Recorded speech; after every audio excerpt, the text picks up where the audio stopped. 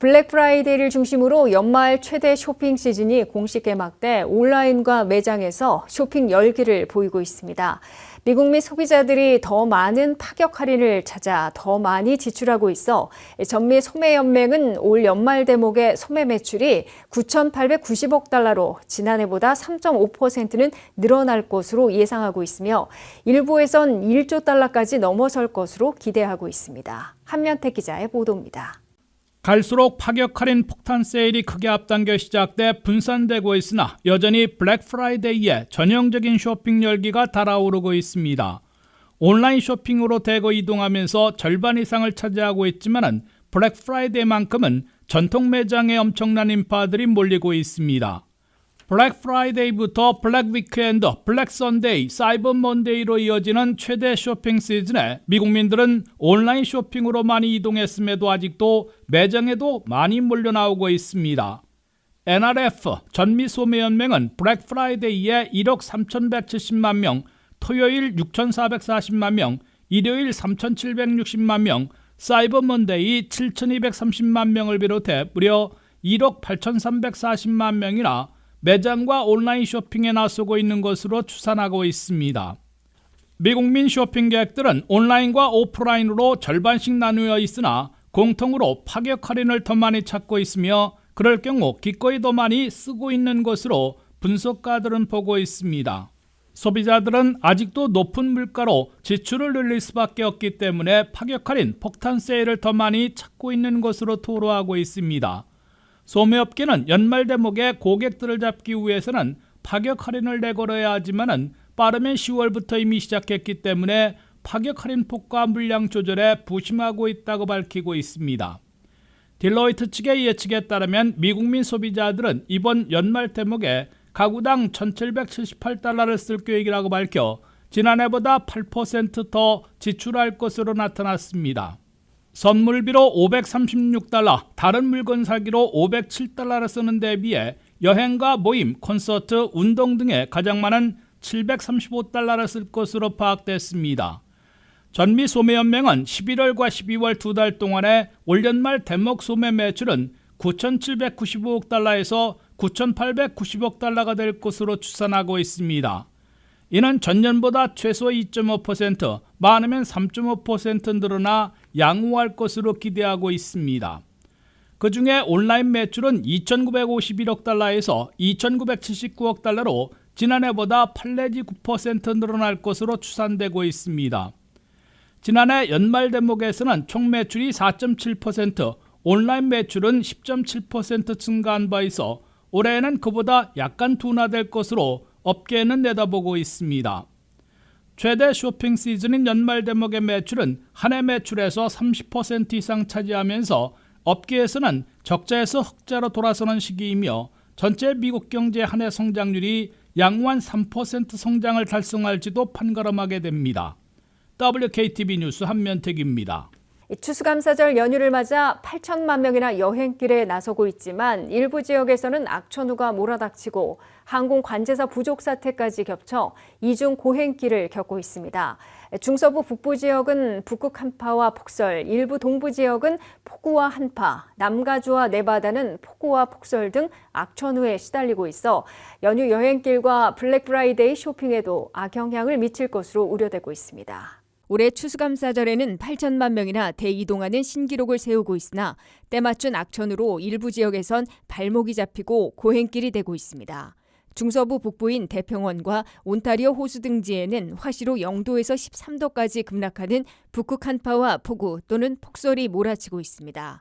트윈시티 등의 한파는 평년보다 화시로 15도 내지 25도나 떨어진 것이어서 북극 한파의 기습으로 꼽히고 있습니다. 수요일과 추수감사절 당일에 악천후가 몰아치고 있어 연휴 여행길에서 큰 어려움을 겪고 있습니다. 중서부 북부 지역의 악천후는 뉴욕 서부를 비롯한 남쪽과 동쪽으로 내려오고 있어 추수감사절과 블랙 프라이데이, 주말에는 보다 광범위한 지역에서 한파와 많은 양의 눈비를 체감하게 될 것으로 국립기상센터는 예보하고 있습니다. 이에 따라 8천만 명의 연휴 여행객들 가운데 90%를 차지하고 있는 자동차 여행객들은 주요 고속도로를 주행하는데 앞이 잘 보이지 않고 곳곳에 빙판길이 생겨 큰 위험을 겪고 있습니다. 추수감사절 연휴 여행과 블랙 프라이데이와 주말까지 최대 쇼핑 기간에 북극 한파와 폭우나 폭설 등 악천후로 어려움을 겪고 있는 지역들은 중서부에서 덴버, 캔자스시티, 세인트루이스, 미니애폴리스, 시카고, 디트로이트 등으로 나타났습니다. 동남부의 애틀란타, 남부의 텍사스, 달라스, 어스틴, 휴스턴에도 악천후에 시달리고 있습니다. 남가주와 로키 산맥 지역에는 폭우가 퍼붓고 있고 네바다 지역에는 폭설이 쌓이고 있습니다. 설상가상으로 주요 공항들에서 항공 여행객들이 몰리고 있으나 항공 관제사의 부족 사태가 발생해 항공편이 취소되거나 연발착하는 상황을 겪고 있습니다. 보스턴 로간 공항에서는 항공 관제사 부족 사태로 항공기 운항이 차질을 빚다가 화요일 밤에 해제됐습니다. 이어 뉴저지 뉴악 리버티 공항에도 항공 관제사 부족 사태가 벌어져 항공편 취소나 연발착 사태로 이어지고 있습니다. 서부에서도 라스베가스 해리 리드 공항에선 일정이 잡히지 않은 민간 항공기의 운항이 금지됐습니다. 샌프란시스코 공항에선 짙은 안개와 폭우 때문에 항공기 운항이 일시 중단되기도 했습니다. 미국의 PC 개인 소비 지출 물가가 10월에 연율로 2.3%로 소폭 올라갔으나 12월 기준금리를 0.25%포인트 더 내릴 가능성은 유지되고 있습니다. 그러나 물가 불안 요소로 연준이 다소 신중한 태도를 취하고 있어 새해 1월에는 기준금리 인하를 일단 건너뛰게 될 것으로 예상되고 있습니다. 미국의 두 가지 물가지수 가운데 전역에서 소비자들이 직접 지출하는 PCE 물가가 소폭 올라갔으나 경제 분석가들의 예측과 부합해 악화되지는 않은 것으로 나타났습니다. 연준이 선호하는 PCE 개인 소비지출 물가는 10월에 전달보다 0.2% 올랐고 전년보다는 2.3% 인상된 것으로 나타났다고 연방상무부가 발표했습니다. 10월 PCE 물가가 2.3%를 기록한 것은 9월의 2.1%에서 다시 소폭 올라간 것입니다. 상품 가격은 0.1% 떨어진 반면 서비스 가격은 0.4% 올라 물가 오름세를 불러왔습니다. 변동이 심한 식품과 에너지 가격을 제외한 코어 PCE, 즉 근원 개인 소비지출 물가는 10월에 전달보다 0.3% 올랐고 전년에 비하면 2.8% 인상됐습니다. 근원 개인 소비지출 물가도 9월에 2.7%에서 소폭 올라간 것입니다. 10월에 미국민들의 소득은 전달보다 0.6%나 대폭 증가했습니다. 반면 개인 소비지출은 전달보다 0.4% 늘어나 번 돈보다 덜 썼음을 보여주고 있습니다.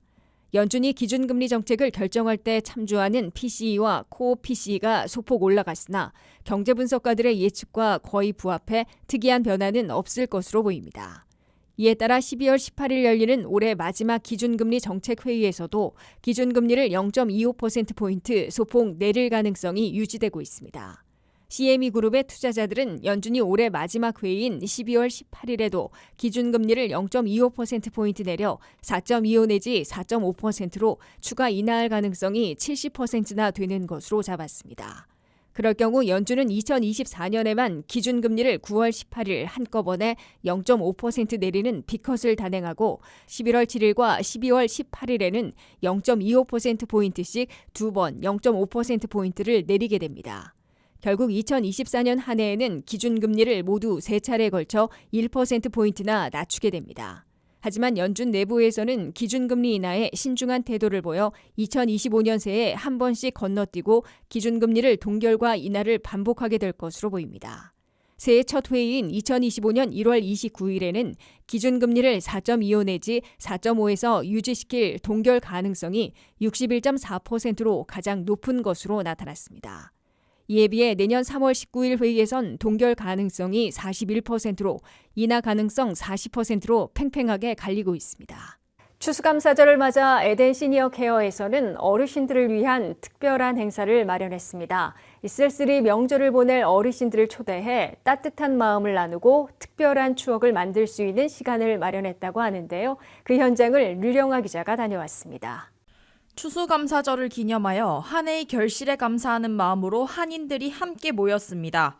에덴 시니어 케어는 27일 한인 노인들을 대상으로 특별 행사를 열고 명절의 따뜻함을 나누는 시간을 가졌습니다.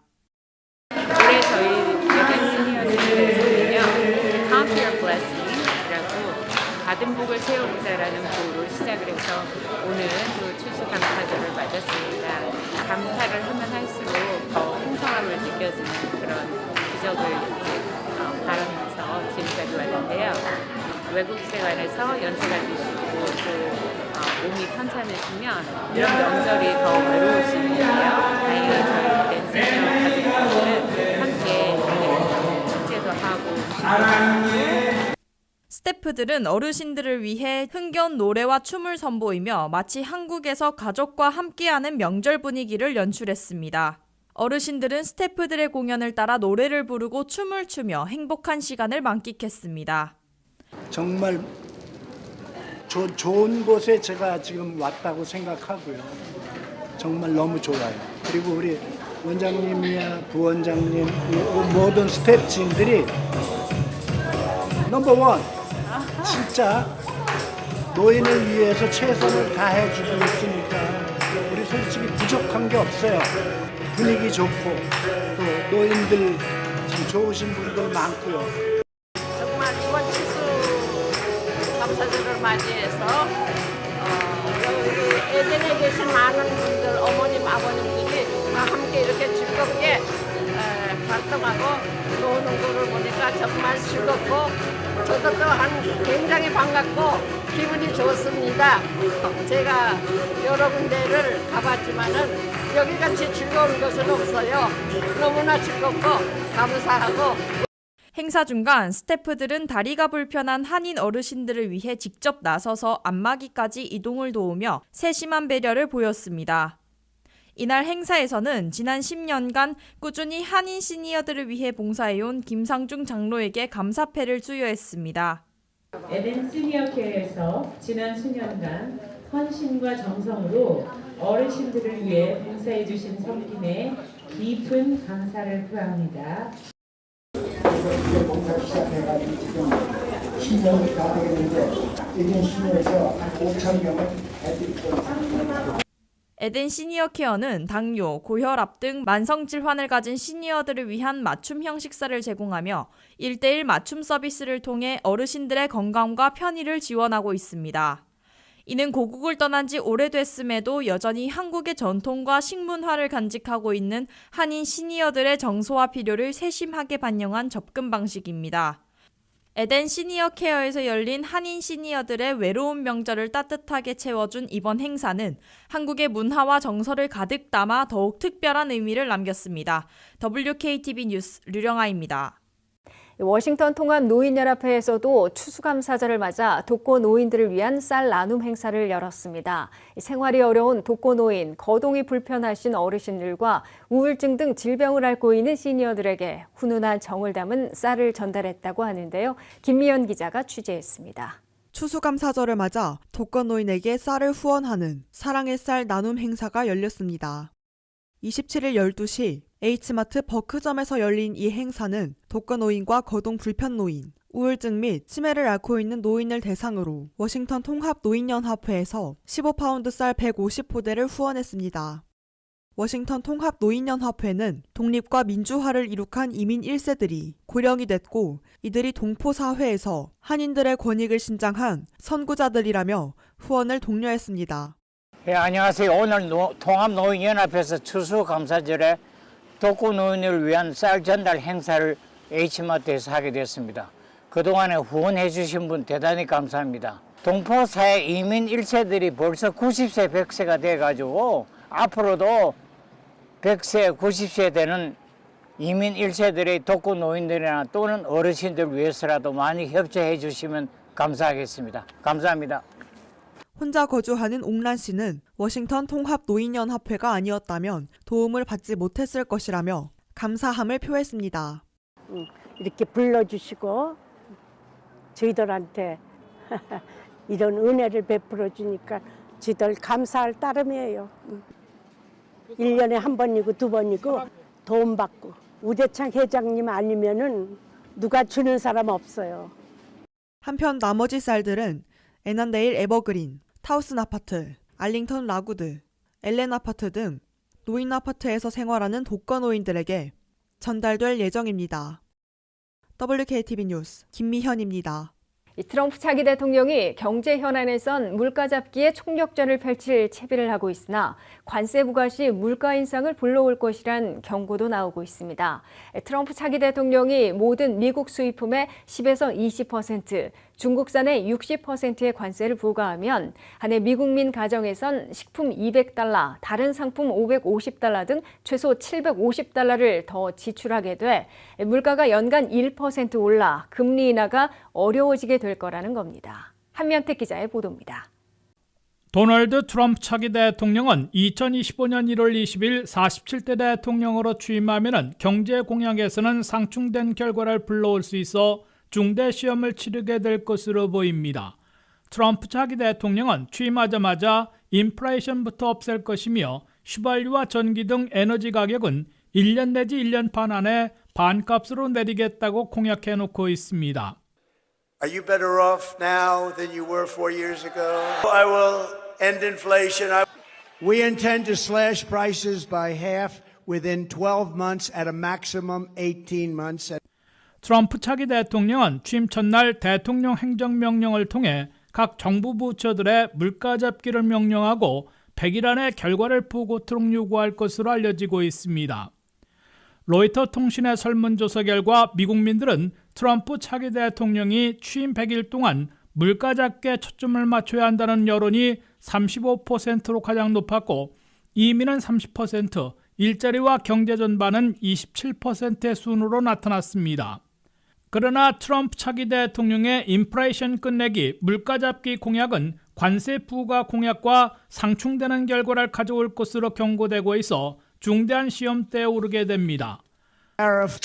I am a tariff man. To me, the most beautiful word in the dictionary is tariff. Build your plant in the United States and you don't have any tariffs. 트럼프 차기 대통령은 한국과 일본, EU를 포함하는 모든 미국 수입품에는 10 내지 20%, 중국산에는 60%, 멕시코산 중에서는 중국 등이 우회 수출하는 상품이나 불법 이민 통제 실패 시에는 25 내지 100%의 관세를 물릴 것으로 경고해 놓고 있습니다. 하지만 관세 부과는 미국 수입 회사들이 납부하게 되고 이는 수입품 가격의 상승, 물가 인상으로 이어질 게 분명해 트럼프 차기 대통령의 물가 잡기 공약과 상충되는 인플레이션 악화를 초래할 위험을 안고 있습니다. 무디스의 마크 잔디 선임연구원 등 다수의 경제 분석가들과 민간 연구기관 CBS 뉴스와 뉴욕타임스 등 미 언론들은 관세 부과 시 가격 인상, 물가 인상은 피하지 못할 것으로 지적하고 있습니다. CBS 뉴스는 서드웨이의 분석을 인용해 트럼프 관세 부과가 실행되면 2025년 한 해 동안 미국민 가정에서는 그로서리 식품 가격으로 가구당 185달러, 3.3% 더 지출하게 될 것으로 나타났다고 보도했습니다. 의류와 신발, 약품에서 가구류까지 다른 수입품들을 구입하는 데에는 가구당 551달러, 14% 더 쓰게 돼 이를 합하면 트럼프 관세로 미국민들은 가구당 1년에 750달러라 더 지출하게 된다고 CBS 뉴스는 전했습니다. 이는 또 미국의 소비자 물가를 1년에 적어도 1%포인트 올라가게 만들어 현재 2.5%에서 내년에는 3.5%로 다시 인상시키게 됩니다. 물가 잡기는커녕 물가 인상으로 연준이 더 이상 기준금리를 내리기 어려워져 트럼프 2기 첫 해에는 미국민들의 가계 경제와 미국 경제 전반이 더 나빠질 우려가 있다고 경고되고 있습니다. WKTV 뉴스 한면택입니다. 잭 스미스 특별검사가 트럼프 대통령 당선인에 대한 2건의 연방 기소를 포기하는 절차에 돌입해 트럼프 사법 리스크가 사실상 끝나고 있습니다. 잭 스미스 특별검사는 워싱턴 연방지법과 제11 연방항소법원에 각각 트럼프 당선인에 대한 연방 기소를 취소시켜줄 것을 요청해 사상 최초의 전직 대통령이자 차기 대통령에 대한 연방 기소를 포기했습니다. 트럼프 대통령 당선인이 백악관 복귀와 함께 연방기소 2건까지 털어버리고 47대 대통령에 취임할 수 있게 됐습니다. 잭 스미스 특별검사는 트럼프 대통령 당선인에 대해 제기했던 2건의 연방기소를 취소해달라는 요청을 해당 연방지법과 연방항소법원에 각각 제출해 역사적인 법정 드라마가 재판 없이 막을 내리게 됐습니다. 스미스 특별검사는 워싱턴 DC 소재 연방지방법원 타냐 추특한 판사에게 제출한 요청서에서 기소장에 적시된 혐의에 대해 여전히 확신하고 있으나 연방법무부의 지침상 현직 대통령을 기소하지 못하도록 금지돼 있어 이를 포기하려 한다고 승인을 요청했습니다. 스미스 특별검사는 이와 함께 플로리다 소재 연방지법의 에일리 캐넌 판사가 기각시킨 기밀문건 불법 유출 사건에 대해 항소했던 제11 연방항소법원에도 같은 사유로 연방 기소 취소를 요청했습니다. 2020 대선 결과 의회 인증을 방해했다는 혐의 등으로 워싱턴 DC에서 연방 기소했던 스미스 특별검사의 취소 요청이 연방지법에서 승인되면 전직 대통령에 대해 처음으로 대선 결과 뒤집기 시도라는 연방 기소는 재판 없이 좌초됩니다. 법적으로는 트럼프 대통령이 두 번째 임기를 마치고 퇴임한 후 연방검사들이 다시 다룰 수는 있으나 트럼프 연방법무부에서 미래에 다시 다루지 못하도록 봉쇄 조치를 취할 게 분명해 완전히 연방기소가 사라지는 것으로 해석되고 있습니다. 잭 스미스 특별검사는 2025년 1월 20일 도널드 트럼프 차기 대통령이 취임하기에 앞서 자진 사임할 것으로 알려지며 자신이 제기했던 2020 대선 결과 뒤집기 시도와 기밀문건 불법 유출 등 두 건의 연방기소를 취소할 것으로 예고돼 왔는데 공식 절차를 밟은 것입니다. 도널드 트럼프 대통령 당선인은 미 역사상 전직 대통령으로서는 처음으로 연방기소 2건과 뉴욕주와 조지아주 각 한 건씩 4건의 형사기소당하는 오명을 썼다가 미국민들의 선택을 다시 받은 11월 5일 대선 당선으로 사법 리스크를 완전 털어버린 것으로 보입니다. 트럼프 대통령 당선인은 뉴욕주의 형사기소에서 34가지 혐의에 대해 유죄 판결을 받았으나 검사의 요청으로 판사가 선고 공판을 무기한 연기함에 따라 사법 리스크를 모면한 바 있습니다. 트럼프 대통령은 2017년부터 2021년까지 제45대 대통령을 역임한 후 한 대를 건너뛰고 2025년 1월 20일부터 2029년 1월 20일까지 제47대 대통령으로 일하게 됐습니다. 한 대를 건너뛰고 재선하는 미국 대통령은 22대와 24대를 지낸 글로버 클리블랜드 대통령에 이어 132년 만에 두 번째 대기록을 세우는 것입니다. 미국민들이 자의반 타의반으로 계획보다 3년 빠른 62세에 가장 많이 은퇴하고 있는 것으로 조사됐습니다. 절반은 체력 한계나 건강 문제로, 다른 절반은 해고 또는 구조조정에 따른 조기 은퇴로 나타났으며 소셜연금을 조기 신청하면서 30%나 깎이고 있는 것으로 집계됐습니다. 미국민들의 은퇴와 노후 생활이 생각보다 더 악화되고 불안해지고 있는 것으로 보입니다. 미국민들이 가장 많이 몰려있는 은퇴 연령은 62세로 통상적인 은퇴 연령 65세보다 3년이나 빠른 것으로 나타났다고 CBS 뉴스가 보도했습니다. 일찍 은퇴하는 미국민들의 절반은 체력의 한계를 느꼈거나 본인의 건강 문제로 자진해서 일을 그만두었다고 밝혔습니다. 나머지 절반은 회사로부터 해고됐거나 회사 전체의 구조조정 등으로 일찍 그만뒀다고 토로했습니다. 62세에 일찍 일을 그만둔 미국민들의 대부분은 사회보장연금을 62세나 63세에 조기 신청하고 있는 것으로 나타났습니다. 67세에 신청해야 연금액의 100%를 탈 수 있는데 62세에 조기 신청하면 30%나 삭감되고 있습니다. 62세나 63세에 사회보장연금을 신청하면 $100 받을 연금액이 $70로 대폭 줄어듭니다. 그 배우자 연금은 주 신청자의 절반인 $50에서 $35로 더 깎이게 됩니다. 그럼에도 조기 은퇴하는 미국민들은 한 해에 수백만 명씩 62세부터 신청할 수 있는 사회보장연금을 조기 신청해 30%나 깎인 연금을 받고 있습니다. 미국민들은 10명 중에 6명이나 퇴직 후 주된 수입원이 사회보장연금이라고 답하고 있습니다. 10명 중에 1명만 직장 은퇴저축인 401k나 개인 은퇴저축인 IRA라고 밝히고 있습니다.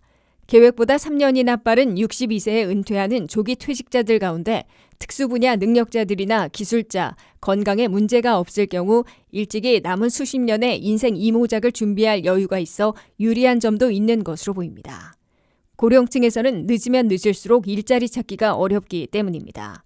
미국민들은 다수가 자신들이 90세까지는 살아갈 것으로 생각하고 노후 생활 건강관리와 함께 재정 마련에 부심하고 있는 것으로 토로하고 있습니다. 미국민들의 다수는 은퇴 후 20에서 30년간의 노후 생활에 필요한 돈을 마련하지 못하고 있으며 어느 날 갑자기 건강이 악화되고 롱텀 케어가 필요해지면 극심한 곤경에 빠지고 있는 것으로 경고되고 있습니다.